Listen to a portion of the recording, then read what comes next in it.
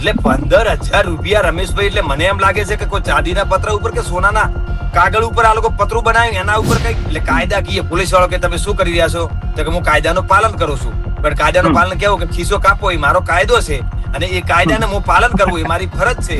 એમને કદાચ આપણે પેઢીનામું કાઢવું જોઈએ. ગુજરાતમાં જેટલા 182 ધારાસભ્ય છે ને એમનો ખરેખર વારસામાં પેઢીનામું કાઢવું જોઈએ. મને એટલી શંકાઓ જાય છે ખાલી.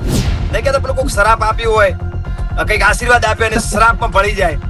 આ એવું બન્યું છે. જ્યાંથી ડબલ આવકની વાત કરી છે ત્યાંથી ખેડૂતની પનોતી બેઠી છે.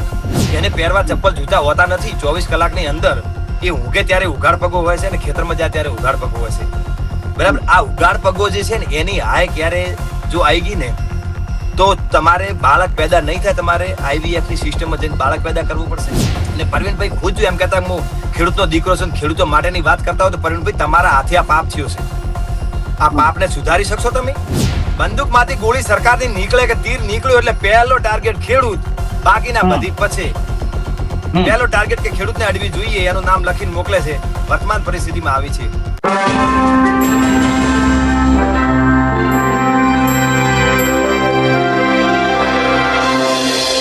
નમસ્કાર, હું છું રમેશ ચૌધરી ને આપ નિહાળી રહ્યા છો ષડયંત્ર. મિત્રો, ગુજરાતમાં દિવસે ને દિવસે ખેડૂતોની એક સ્થિતિ એક નબળી થઈ રહી છે. પોષણક્ષમ ભાવ નથી મળતા ને એમાં અધૂરામાં પૂરું સરકારે ક્યાંક ને ક્યાંક એવા ગતકડા કરે છે. સરકાર એવી એવી સ્કીમો લાવે છે કે ખેડૂતનો અહીંયા કઈ ભલું થતું હોય એવું દેખાતું નથી. આપણે આજે કઈ મુદ્દાથી ચર્ચા કરવી છે. ઘણા ખરા ખેડૂત મિત્રોને ખબર નથી કે RTO ના જે ટેક્સો સરકારે નાખ્યા છે તમારા ટ્રેક્ટર બાબતમાં, એ ખેડૂતને એક દબાવવાનું એક ટાઈપનું ષડયંત્ર છે, એવું લૂંટવાનું ષડયંત્ર છે. અને એ વિશે ચર્ચા કરવા માટે આપણા સાથે જોડાયેલા છે ખેડૂત આગેવાન દોલાભાઈ. દોલાભાઈ, સ્વાગત છે આપનું. નમસ્કાર જી દોલાભાઈ, હમણાં સરકારે RTO નો ટેક્સ વધાર્યો છે, શું કહે છો આપ એના બાબતમાં? હા રમેશભાઈ, ટેક્સ સરકારે વધાર્યો તાજેતરના જ આંકડા છે. એમાં મેં જ્યાં સુધી જાણ્યો ત્યાં સુધી હમણાં 8 મે 2026 એટલે લગભગ 2-2.5 મહિના પહેલાની વાત છે. ત્યારે મેં સાધન જયારે મૂકવા, એમાં ઘણા લોકો ખેડૂતોને રાય આવતી હતી કે એમાં આટલું બધું ટેક્સ વધાર્યો. મેં પણ એક સર્ચ માર્યો. સર્ચ મારતા માહિતીની RTO ની કચેરીઓમાં ક્યાંક RTO નું જે કામ કરતા હોય એવા અધિકારીઓ જોડે મળીને આખી માહિતી એકત્ર કરી ત્યારે મારા પગ નીચેની જમીન ખસી ગઈ કે યાર આવું તો ના હોય. પણ વાસ્તવમાં ખેડૂતો જે આ કામ કરાવ્યું એને પૂછ્યું તો કે ના, આવું આ પ્રક્રિયામાંથી હું ગુજરી ગયો છું. એટલે એક તમે જુઓ ને તો તમે કલ્પના ના કરી એટલો અધધ ટેક્સ જે આ ટ્રેક્ટર ઉપર. એમાંથી આપણે દાખલો આપીએ કે એક તમારું ટ્રેક્ટર છે, દાખલા કે માની લો કે સરકારે અત્યારે જે એમનો ટેક્સ ના નિયમો છે એની પહેલા વાત કરી લઈએ કે 20 વર્ષ જૂનું, એટલે અત્યારે 2026 છે તો 2025 નું હોય એટલે એના 20 વર્ષ પૂરા થઈ ગયા. 2005 ટ્રેક્ટર હોય એટલે 25 માં એના 20 વર્ષ પૂરા થઈ ગયા. તો હવે 2005 નું ટ્રેક્ટર હોય છે એ આપણે ખેતરોની અંદર કમ્પ્લીટ ચાલતું હોય છે, સારી કન્ડિશનમાં હોય છે, એને કોઈ ઇસ્યુ થતો નથી. આપણે લગભગ 60 થી 60% જેવા ટ્રેક્ટરો અત્યારે 2005, 7, 8, 10 મોડેલ ચાલે છે. મારે 2 ટ્રેક્ટર છે, એમાં એક મોટું 18 મોડેલ છે ને એક મારી જોડે 4 મોડેલ છે, એ ઓલરેડી ચાલે જ છે. તો હવે એ ટ્રેક્ટર મેં નામે કરાવવાનો જે મેં પ્રક્રિયા વિચારું તો આ કેવી પ્રક્રિયામાંથી ગુજરવું પડે કે એમાં સરકારે ટેક્સ નાખ્યો કે RRF એટલે પાર્સિંગ ટેક્સ. આ મારું ટ્રેક્ટર છે, મેં 1,40,000 માં લાવ્યું છે. હવે 2009 મોડેલ છે. હવે એની ઉપર મારે કરવું એટલે 15,000 રૂપિયા મારે RRF કરીને ટેક્સ મારે ભરવાનો. સાથે સાથે એનો ટેસ્ટિંગ ચાર્જ છે. એ ટેસ્ટિંગ ચાર્જ રમેશભાઈ તમે જાણશો તો 2,000 રૂપિયા ટેસ્ટિંગ ચાર્જ છે. અને સર્ટિફિકેટ ચાર્જ છે 15,000 રૂપિયા છે. તેનું સર્ટિફિકેટ છે ને, સર્ટિફિકેટ આ લોકો સર્ટિફિકેટ આપે છે, એમનું ચાર્જ કરી ટોટલ 27,000 રૂપિયા ટ્રેક્ટર નું આ લોકો કર્યું છે. 2005 મોડેલ ટ્રેક્ટર હોય એનું. હવે તમે કલ્પના કરો કે 10,000 રૂપિયા આ લોકો RRF કેપ કરી. એટલે આ એક નામ આપી અને ખરેખર પૈસા લેવાનો. 2,000 રૂપિયા અમારે એક સાળા ભાઈ છે, એ ટ્રેક્ટર નું કામ કરે સેનાભાઈ કરીને. એ લોકો હું આખું ટ્રેક્ટર ક્યારેક લઈને આવું, પૂરો આખો દિવસ મથે અને ખોલે, અંદર નો પેલો ગેર હોય છે, ક્યાંક ઓઇલ કરે, કઈ એની બેરિંગો બૂચ બીજા બધા કરે, ત્યારે એ 1,500 રૂપિયા લે છે મજૂરી. અને આ RTO ના અધિકારી ટેસ્ટિંગ ના નામે 2,000 રૂપિયા 3 મિનિટ એમાં ક્યાંય પાનો નથી અડાડતા, ક્યાં ડિસમિસ નહીં અડાડતા, કોઈ જગ્યાએ વાયર નથી કરતા, એને જોતા તક નથી. તેમ છતાં 2,000 રૂપિયા ટેસ્ટિંગ ચાર્જ લઈ લેશે. હવે કઈ જગ્યાએ આ લોકો બેરિંગ એ બદલીને એનું સ્પેન્ડલ બદલે છે કે ટાયર વ્હીલ ચેક કરે છે, એવું તો મેં કોઈ દિવસ RTO માં જોયું નથી. અને બીજું કે આ લોકો ટેસ્ટિંગ ના 2,000 રૂપિયા ખેડૂતો જોડે લેતા હોય તો અમને પગાર શું વગર પગારે આ લોકો કામ કરે છે? ખેડૂતોના ટેક્સના પૈસા રમેશભાઈ આ લોકો લે છે તો એમને ટેસ્ટ કરવાની જવાબદારી છે. માન લો તમે શિક્ષકને કોઈ 50,000 પગારદાર જે છે નોકરી કરે છે તો એ 50,000 પગાર ચાલુ પછી કે છોકરાના 18 છોકરા ભણાવવાનો ચાર્જ 11,000 રૂપિયા, આવું ક્યારે વાપર્યું છે આપણે? તો આ ટેસ્ટિંગ નામે એ જ થયું ને. પાછળથી પછી એનો એ ટેસ્ટ કર્યો, ચલો ટેસ્ટ તો તમારો પતી ગયો, RRF ફી તમે 15,000 10,000 રૂપિયા ભરી, ટેસ્ટિંગ નું તમે માની લો કે 2,000 રૂપિયા ભર્યા. હવે તમારે એ સર્ટિફિકેટ એ અધિકારીએ ચેક કર્યું છે, એ તમને સર્ટિફિકેટ લખીને આપશે જેની ફી તમારે 15,000 રૂપિયા. એટલે 15,000 રૂપિયા રમેશભાઈ, એટલે મને એમ લાગે છે કે કોઈ ચાંદીના પત્ર ઉપર કે સોનાના કાગળ ઉપર આ લોકો પતરું બનાવ્યું એના ઉપર કઈક પેલા અક્ષર લખતા હોય એવું તો છે કે શું છે? આ 15,000 રૂપિયા એક ટેસ્ટિંગ જે એના ફોર્મના સર્ટિફિકેટ ના પૈસા, એટલે આટલી હદી આજ ખેડૂતોની અંદર આપણા ડીસાના વર્તમાન ધારાસભ્ય ખેડૂત પુત્ર કહેવાતા પરવીનભાઈ માળી અત્યારના વર્તમાન ગુજરાત મિનિસ્ટરમાં વાહન વ્યવહારમાં છે અને એમની હયાતીમાં એમને ચાર્જ લીધા પછી આ નિયમો લાગુ પડ્યા છે. શું આ ખેડૂતના દીકરા જ ખેડૂતને લૂંટવાનું આ કામ કરે છે? એમને ખબર નથી કે મારા ઘરે કેટલા ટ્રેક્ટર પડ્યા છે, મારા જે પરિવારમાં છે, મારા ગામની અંદર છે, ડીસામાં શું પરિસ્થિતિ છે, અત્યારની વર્તમાન પરિસ્થિતિ વાત કરું છું. હવે આ તો પત્યું, આ તો સરકારી જે આપણે ટેક્સ ભરવાનું છે, દંડ જેને હું કહું છું, એના પછી રમેશભાઈ 27,000 રૂપિયા તમારા ભરાઈ ગયા. એની અંદર તમારે પાછળથી હવે વીમો લેવાનો, એટલે ટ્રેક્ટર નો વીમો કેટલો? 15,000 રૂપિયા મિનિમમ, 12 થી 15,000 રૂપિયા. એના પછી તમારે એની અંદર અહીંથી ટ્રેક્ટર માન લો કે તમારું ગામ હોય, મારું ગામ હોય તો પાલનપુર જે છે ત્યાં આગળ જવું પડે આપણે, એટલે 1,000 1,500 2,000 નું ડીઝલ ખાઈ જાય. પછી ત્યાં ગયા પછી પીયુસી કઢાવો, નંબર પ્લેટ તમારી તૂટેલી છે એટલે નંબર પ્લેટ તમે નખાવો, 500 700 ત્યાં આપો, 500 700 પીયુસી વાળાને આપો. પછી કહે છે કે ત્યાં આગળ પેલો જે રેડિયમ લગાવવાની હોય છે એ રેડિયમ લગાવો. આ બધો ખર્ચો મિલાવીને મિનિમમ 8 થી 9,000 રૂપિયા એ ખર્ચો થાય છે. હવે 27,000 રૂપિયા, 15,000 વીમો અને 7-8,000 રૂપિયા, એટલે 50,000 રૂપિયામાં તમારું ટ્રેક્ટર તમારા નામે થાય. આજની તારીખમાં 2005 મોડેલ હોય એ. હવે આ ખાલી નામે થયું, એની અંદર નહીં નવા ટાયર આવ્યા, નહીં એનું નવું એન્જિન થયું, કશું જ નહીં થયું, ખાલી તમારું નામ ટ્રાન્સફર થયું છે. કેટલી હદે લૂંટ છે આ ખેડૂતોને કોઈને ખબર નથી એનું કે પરિપત્ર, નહીં એનું કે પેપરમાં આવે. આ ખાલી તેઓ બેઠા બેઠા નિયમો બદલી દીધા એટલે લાખો કરોડો રૂપિયાની આવક આ નેતાઓને ચાલુ કરવા માટે મસ્ત રીતે આવી જાય. એ કહી શકાય ખિસ્સા કાપવાનું લાયસન્સ. એટલે કાયદાકીય પોલીસ વાળો કે તમે શું કરી રહ્યા છો? તો કે હું કાયદાનું પાલન કરું છું. પણ કાયદાનું પાલન કેવું કે ખિસ્સો કાપવો એ મારો કાયદો છે અને એ કાયદાને હું પાલન કરવું એ મારી ફરજ છે. એટલે ખિસ્સા કાપવાનું અને ખેડૂતોના ખિસ્સામાંથી પૈસા ખંખેરવાનું આ લોકોએ મસ્ત કાયદો બનાવ્યો છે. દોલાભાઈ એક જણાવશો, આના પહેલા આ શું ચાર્જીસ હતા?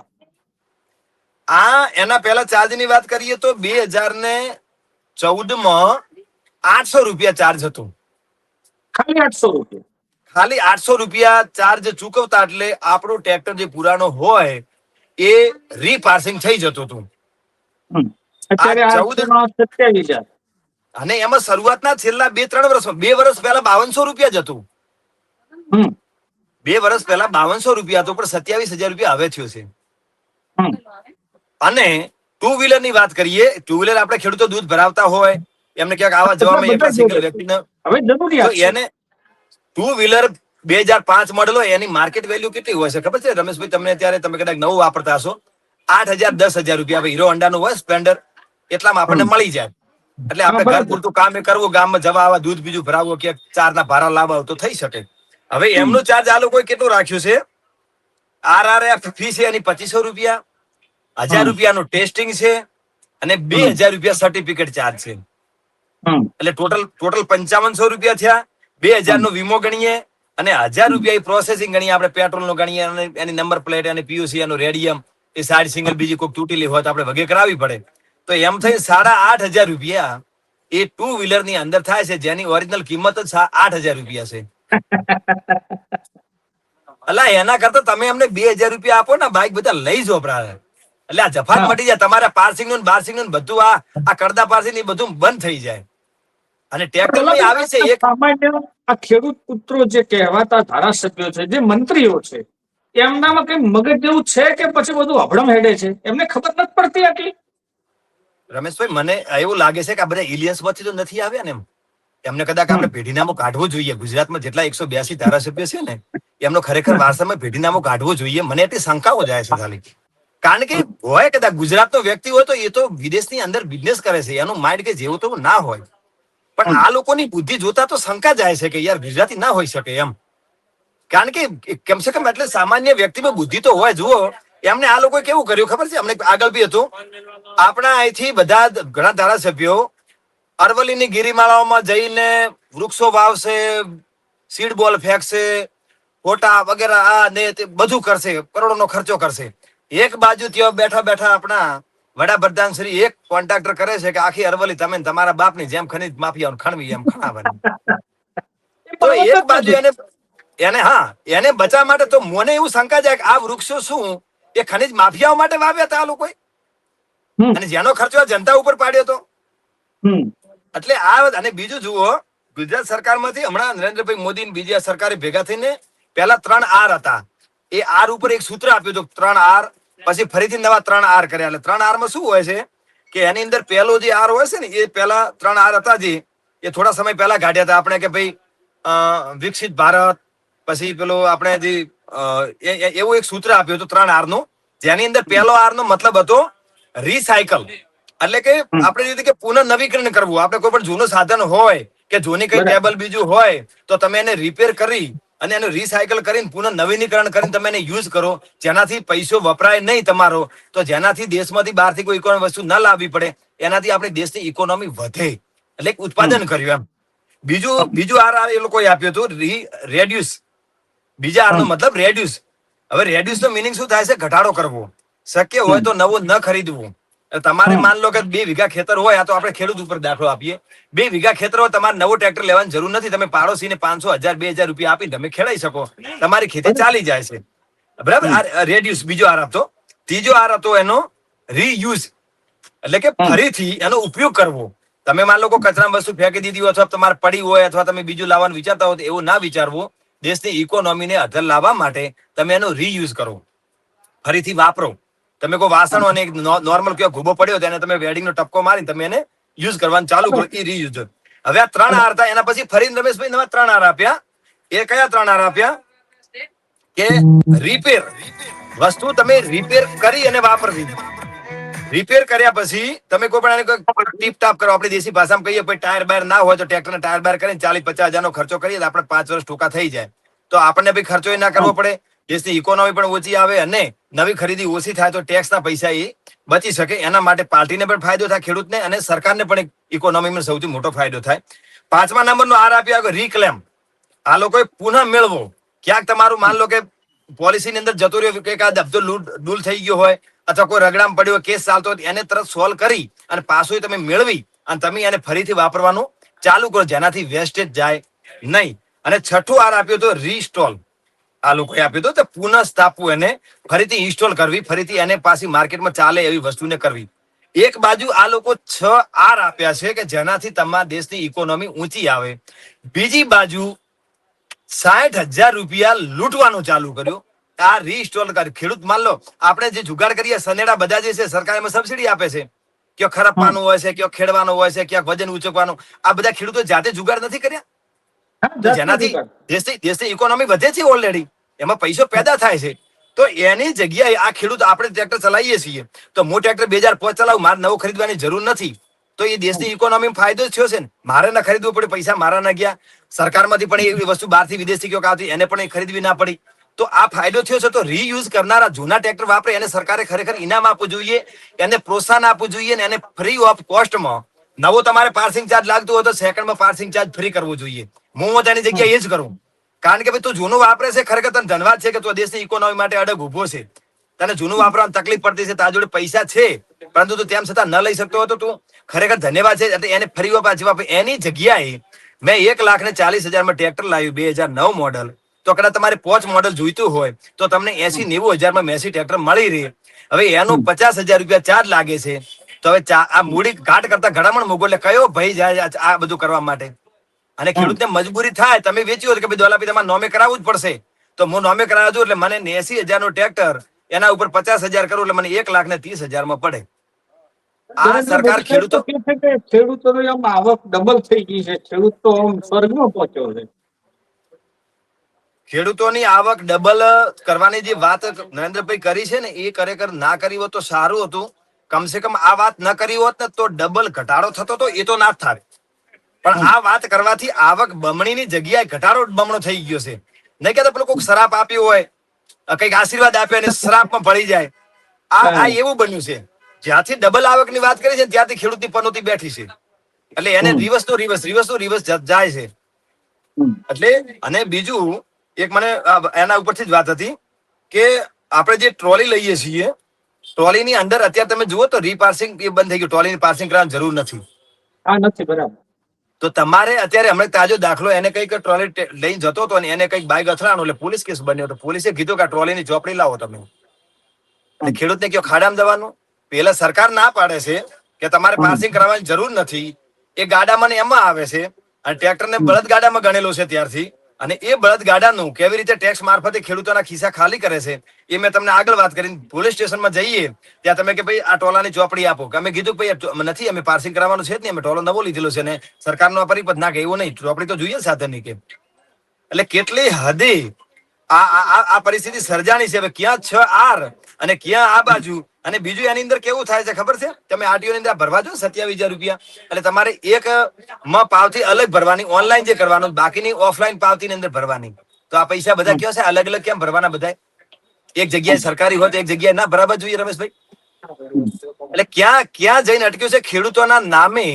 એમને હું તો એટલું જ કહું છું કે સરકારને જો કદાચ ના ભરાતું હોય ને, એમને પૈસા જોઈતા હોય, પૈસા માટે આ બધા કર્મકાંડ કરતા હોય, આ રમેશભાઈ એક હાય જે છે ને, આ ખેડૂત એક ઉઘાડ પગો કહેવાય.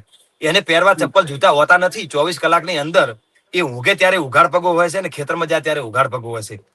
બરાબર. આ ઉઘાડ પગો જે છે ને એની હાય ક્યારે જો આવી ગઈ ને તો તમારે બાળક પેદા નહીં થાય. તમારે IVF ની સિસ્ટમમાં જઈને બાળક પેદા કરવું પડશે. અને એ બાળક પેદા થશે નેતાઓને તો એને કાં તો મગજ નહીં હોય કાં તો દિવ્યાંગ હશે. એટલે એટલું કહું છું કે તમારે પૈસા જ જોઈતા હોય, પૈસા માટે તમે બધા કર્મકાંડને ખેડૂતોનો તમે જો ગળું દબાવતા હો તો એ બંધ કરી દો. અમે 50-100 રૂપિયા અમારી હેસિયત પ્રમાણે અમે ભેગા કરી અને ગુજરાત સરકારના મુખ્યમંત્રી ફંડમાં આપીશું. ત્યાં તમે બધા ભેગા થઈ અને જે પેલો વડલો છે એના વડલા નીચે તમે વેઠી શકશો. જે આપણે 12 વટીઓનો વડલો પહેલા ગાંધીનગરમાં હતો એની નીચે. પણ તમે કમસે કમ તમારી ફેમિલી, તમારા દીકરાઓના ભવિષ્યનું જ વિચારતા હો તો આ લૂંટ ને હરામનું તમે બંધ કરી દો. કારણ કે ઉઘાડ પગારની હાય જયારે નીકળી ગઈ ને ત્યારે દુનિયાને ભગવાન પણ વિધાતા પણ ત્યાં આવી અને તમને બચાવી નહીં શકે. તો આવી હાય શું કામ લો છો? અને પરવીનભાઈ ખુદ જો એમ કહેતા હું ખેડૂતનો દીકરો છું, ખેડૂતો માટેની વાત કરતા હોય તો પરવીનભાઈ તમારા હાથે આ પાપ થયો છે. આ પાપને સુધારી શકશો તમે? હું આપના માધ્યમથી મીડિયાના, હું તો દરેક ચેનલ ની અંદર કહું છું ને આપના રમેશભાઈ ષડયંત્ર ની અંદર કહું છું કે પરવીનભાઈ માળી આપણી વાત સાંભળતા હોય તો એમને પાપ સુધારવા માટેનો એક ચાન્સ છે. તો આવતીકાલે પરમ દિવસે અઠવાડિયાની અંદર આ નિયમમાં સુધારો આવવો જોઈએ. જો એમનામાં માનવતા જેવું હોય તો. અને જો આ લોકોને ફેમિલીમાં જો લકવાગ્રસ્ત કરવો હોય અને એમને ભવિષ્યની ચિંતા પૈસા જ બનાવવા હોય તો પછી એનાથી ડબલ કરે, અમને કોઈ વાંધો નથી. આપણે ખેડૂતો રસ્તો કેવો કાઢી નાખ્યો છે, નામે જ નહીં કરાવવાનું. 4 પાર્ટીઓ બદલી જાય, નામે ઓફિસે આરટીઓ ની જઈએ ત્યારે પૈસા માગશે ને તમે શેના માગશે? આપણે ખેડે છે તમારા નામે છે, મારે ક્યાં ફરક પડે? મારે ક્યાં રોડ ઉપર જવું કે એક્સિડન્ટ થાય? ખેતરમાં છે, ખેતરમાં ભમે જાય. માપની ગાડી હોય બહાર જવામાં કામ આવે, એને કમ્પ્લીટ રાખીએ. અમારી જોડે હજારો રસ્તા છે. પણ તમે ટેક્સ કેને કહેવાય? ટેક્સ ની ભાષા શું હોય છે? એક દાન જેવું હોય. તમારી ઈચ્છા મુજબનું તમે આપવામાં ખુશ તો ટેક્સ તમને ભરવાનો ગૌરવ હોવો જોઈએ. પણ એ ગૌરવ ક્યારે હોય? ખેતર વેચીને ટેક્સ ના ભરાય. ખિસ્સામાં 500 પડ્યા હોય કે ભાઈ 500 રૂપિયા ટેક્સ આવે એટલે આનંદથી મને છે મારા રાષ્ટ્રમાં આપવું છે. પણ આ ટેક્સ કેટલો નાખે ખબર? ખેતર વેચવું પડે. એટલે આ ટેક્સ ને તમે દંડ સ્વરૂપે સ્વીકારશો તો કોઈ ભરવા તૈયાર નહીં હોય. ટેક્સ એટલો હોવો જોઈએ. અને કર કહેવાય છે. કર એટલે થોડું. એ એની કમાઈ લાખ રૂપિયા કમાતો તો એને 1000 રૂપિયા આપવામાં કઈ વાંધો નથી. કોઈને પણ તકલીફ ના. આપણે 1000 રૂપિયા ખર્ચો કરી લેશે. પણ એ 1 લાખ કમાતો હોય 60,000 ચૂકવવા પડે તો કોઈ ભૂજ્યો ભાઈ ના ભરે રમેશભાઈ. એટલે આવી પરિસ્થિતિની અંદર અત્યારે ગુજરાતના આ ખેડૂતો સાધનના પેટે એવો મસ્ત બનાવ્યો છે કે લાખો સાધનો વેચાય છે. ટ્રેક્ટરો એટલા ઉપડે છે, નવા એમને ખબર છે કે આવવાના જ છે. સરકાર જો આવું કરે તો એને બેન કરી અને ભંગારમાં લઈ જતા હોય તો કોઈ ચિંતા રહે? પણ એવું નહીં કરે.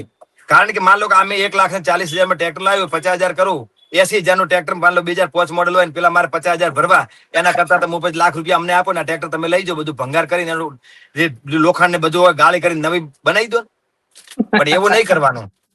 તમારે સર્ટિફિકેટ ના 10,000 રૂપિયા સાહેબ, 10 કે 15,000. 15 કલ્પના કરો તમે, સર્ટિફિકેટ એટલે સાહેબ સોનાનું કોઈ વાપરે છે એમ? પેપર તો કદાચ હોય ને, પગાર ખાય છે, લાખ રૂપિયા આરટીઓ નો પગાર હોય, અને ટેબલ નીચેથી કેટલું આવતું હોય તો આપણે રમેશભાઈ તમે બી સમજો છો ને. સર્ટિફિકેટ ના 15,000 રૂપિયા, કલ્પના કરો તમે. અને જ્યાં 5,000 માં ખેડૂત આખો મહિનો કોકને ત્યાં ભાવળી કરે છે. એક બાજુ અનાજમાં ભાવ નથી, બીજી બાજુ ભીખ માગીને ડીઝલ લાવવાનું વાવણી કરવા માટે, ભીખ માગી અને પૈસા, એ ભીખની સાથે પૈસા તો ફાઇનલ, મફત તો કશું જ નહીં. ભીખ માગીને યુરિયા લાવવાનું, ભીખ માગીને ડુપ્લિકેટ દવા ખરીદવાની, પણ ડુપ્લિકેટ આવે એની કોઈ ગેરંટી નહીં. બિયારણ આપણે તમે જોયું હશે તો 20 કિલો અત્યારે બાજરી આપીએ તો 500 રૂપિયા આવે એક મણના. જ્યારે બાજરીની એક થેલી પાયોનિયરની લો, તમે એડવાન્ટાની લો કે અન્ય બીજી કંપનીની લો, સારી બ્રાન્ડ તમે લેવી હોય તો 750 થી 800 રૂપિયા એક કિલોના છે. એટલે આપણી 28 કિલો બાજરી અને એમની 1 કિલો બાજરી, એટલે મને એ નથી સમજાતું કે એની અંદર કયા ધાતુનો એવી મોંઘી ધાતુ છે જે ટિટેનિયમ તરીકે કોઈ ઓળખાતી સોનાથી મોંઘી હોય, એનો એના ઉપર પટ આવે છે, એનો ચાર્જ લાગે છે. આ સરકારની નિગરાનીમાં લૂંટ નથી ચાલતી ખેડૂતોની? અને પાયોનિયર કંપનીના કયા નેતા પાર્ટનર છે આપણને ખબર નથી. કેમ કેમ કેમ આવું આ લોકો કેમ કરી રહ્યા છે મને એ સમજાતું નથી. રમેશભાઈ, આપને કઈ સમજાય તો તમે કહી શકો છો. ના વાત સાચી છે દોલાભાઈ, આ એક ખેડૂત વેદના છે. દર્શક મિત્રો, આપ પણ જુઓ કે આ ખરેખર આવી વસ્તુની તો દોલાભાઈ જેવા ખેડૂતના આગેવાન જે હતા એ બધું શોધીને લાવ્યા, નહીતર ખેડૂતોને ખબર એ નથી. એને તો જયારે આરટીઓ જાય ત્યારે આ બધા ઉઘાડા પડે કે ભાઈ તારા ટ્રેક્ટરનો પાર્સિંગ કરવાનો ખર્ચો એ ચડી ગયો છે 60 કે 70,000 રૂપિયા આપવા પડશે, ત્યારે ખબર પડશે. જી દોલાભાઈ, એમાં તમે અત્યારે જે નવા છોકરાઓ આપણે જાય છે યુવાનો લાયસન્સ ઘટાડવા માટે, એની પ્રક્રિયા રમેશભાઈ તમે હમણાં નહીં ગયા, આપણે તો નથી ગયા. હમણાં મને કઈ વિદ્યાર્થી મળ્યો તો, મારે ઘેર આવ્યો તો, એટલે મને ખબર મારા ભત્રીજો છે. હવે એ લાયસન્સની પ્રક્રિયામાં એઆઈ સિસ્ટમ લાવી છે, બરાબર. હવે અહીંયા આપણે હજી તો શિક્ષણનો સ્તર કેટલે છે, નિયમની ખબર નથી કે કઈ જે બાજુ સિગ્નલ આપણે 40% લોકો એવા છે કે આ બાજુ અટવો તો કયું સિગ્નલ દબાવવાની એની ખબર ગામડાઓમાં નથી. સરકારે અહીંથી પરવીણભાઈ કે કોઈ મિનિસ્ટર ગયા હોય ફ્રાન્સની અંદર કે જાપાનની અંદર ને ત્યાં સિસ્ટમ જોઈ હોય અને ત્યાંનો કોઈ કહી દે ભાઈ આ સિસ્ટમ તમે ઇન્ડિયામાં લાગુ કરો, અમે કોન્ટ્રાક્ટર લેવા તૈયાર છીએ, અને જો ત્યાં ઈલું થઈ ગયું હોય તો અહીંયા લાવીને ગુજરાતમાં ઠોકી દેવાની. હવે આવી સિસ્ટમ એઆઈ ની આરટીઓ ની અંદર ઠોકી દીધી છે લાયસન્સ માટેની. હવે એમાં 100 જણા લાયસન્સ માટે એપ્લાય કરે, એમાં 5 જણા પાસ થાય, 95 જણા રીટ્રાય થઈ જાય. અલા, તમારું એઆઈ સિસ્ટમ લાયસન્સ કાઢવામાં તમે કરો છો તો પહેલા તમારા રોડ ઠેકાણા કરો, રોડ ઉપર સિગ્નલ ઠેકાણો કરો. રોડના ઠેકાણા નથી, ખાડામાં એવું પડે કે આખું બાઇક ગાયબ થઈ જાય, જાણે કોઈક જાદુગરી પેલું કર્યું હોય ને એવું અલોપ થઈ જાય વરસાદની અંદર, કે બાઇક ગયું તો ગયો ક્યાં, પછી અંદર ખોદો તો ખબર પડે કે આ તો ખાડામાં પડી ગયું. આવા તમારા રોડ છે, રોડ તમારે ઠેકાણા કરવા નથી. રસ્તાઓ જે બોર્ડ છે ક્યાંક જમ્પ છે એ તમારે વ્યવસ્થિત કરવી નથી, સિગ્નલ લાઇટો કરવી નથી, ને સીધી એઆઈ સિસ્ટમ જનતા ઉપર ઠોકી દેવાની, જેને હજી દેશના 40% લોકોને ખબર નથી કે નિયમો શું છે. ત્યાં એઆઈ લાવીને ઠોકી દીધી છે. એટલે એઆઈ ના લીધે, અને એમાં પાછું તમારે ચલાન તમે ક્યાંક લઈને જતા હોય ને અત્યારે ચલાન કપાઈ જાય ને તો તમારે ઓટીપી થી ગવર્મેન્ટના એપ ઉપર ભરવું હોય ને તો તમારે ઓટીપી જલ્દી ના આવે.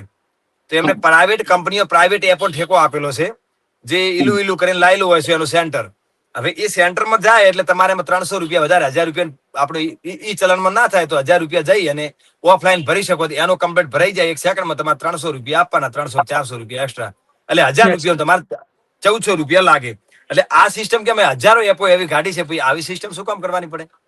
તમારી એપ જ એવી રાખો કે જેના થકી તમારું કામ થઈ જાય. સરકારી એપ એક પણ ચાલતી નથી. મૂળ સરવાળે એવું છે દલાભાઈ કે જેમ તેમ કરીને પ્રજા જોડે પૈસા રહેવા ના જોઈએ, અને એમાં ખાસ તો ખેડૂત જેટલું ખેંચે એટલું ખેડૂતોને ખેંચી લે.